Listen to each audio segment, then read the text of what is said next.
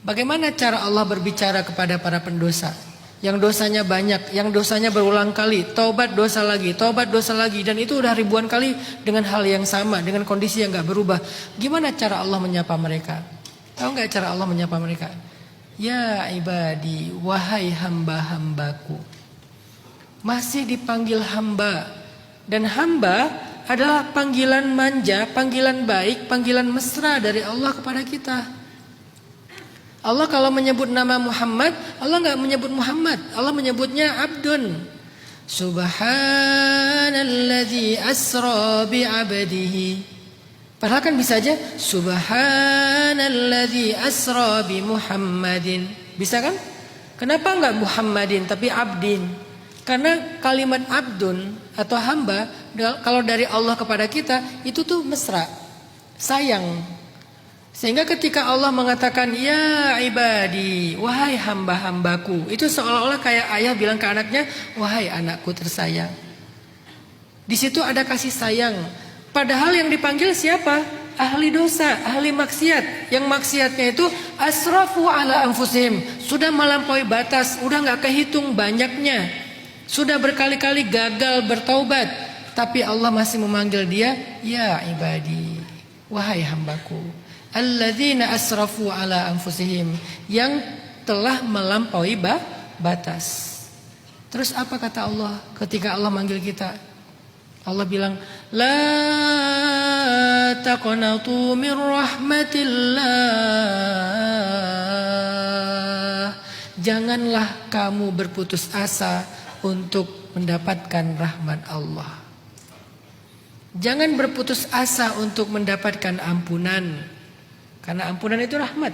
Jangan berputus asa dalam taubat, karena diterima taubat itu rahmat. Jangan berputus asa untuk dapat surga, karena surga itu rahmat. Jangan berputus asa walaupun kamu itu asrafu, udah melampaui batas. Allah cuma bilang jangan berhenti bertaubat. Ya Allah, kalau saya dosa lagi, taubat lagi. Allah aja gak pernah berputus asa mengampuni kita. Kenapa kita berputus asa minta ampun? Allah nggak pernah berputus asa mengampuni dosa. Kita dosa, besoknya taubat, lusanya dosa lagi, Allah ampuni. Taubat lagi, berdosa lagi, Allah ampuni. 1000 kali kita berdosa, 1000 kali kita minta ampun, 1000 kali Allah mengampuni dan tidak ada batas. Sampai nyawa ada di tenggorokan kita atau matahari terbit di barat. Maka kata Allah, la taqnatu, jangan nyerah. Belajar lagi, ajo, saya, kita semuanya. Semua pendosa, yuk belajar lagi, perbaiki lagi. Semua kita punya pendosa yang bahkan sampai hari ini masih kita lakukan. Yuk kita perbaiki lagi. Terus Allah tambahkan, innallaha yaghfirudz dzunuba jami'a. Allah mengampuni semua dosa, gak ada kecuali. Ya Allah, saya pezina, Allah mengampuni semua dosa. Ya Allah, saya makan riba, Allah mengampuni semua dosa. Ya Allah, saya durhaka, Allah mengampuni semua dosa. Ya Allah, saya ninggalin sholat, Allah mengampuni semua dosa. Gak ada yang gak diampuni. Ya Allah, saya syirik, Allah mengampuni semua dosa. Syirik itu baru gak diampuni kalau orangnya meninggal dalam keadaan musyrik. Kalau dia masih hidup minta ampun, semua diampuni. Gak ada yang gak diampuni. Pertanyaannya, mau minta ampun gak? Yang jadi masalah, kitanya yang berputus asa minta ampun kepada Allah. Selembut itu Allah memanggil para pendosa. Semoga saya, Ajo, kita semua adalah orang yang dipanggil Allah dengan kasih sayangnya. Ajo masih ingat cerita seorang pembunuh yang membunuh 100 orang. Yang ke-100-nya ahli ibadah pula tuh yang dia bunuh.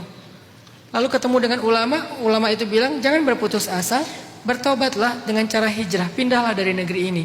Lalu di tengah jalan dia meninggal dunia dalam proses perjalanan hijrahnya.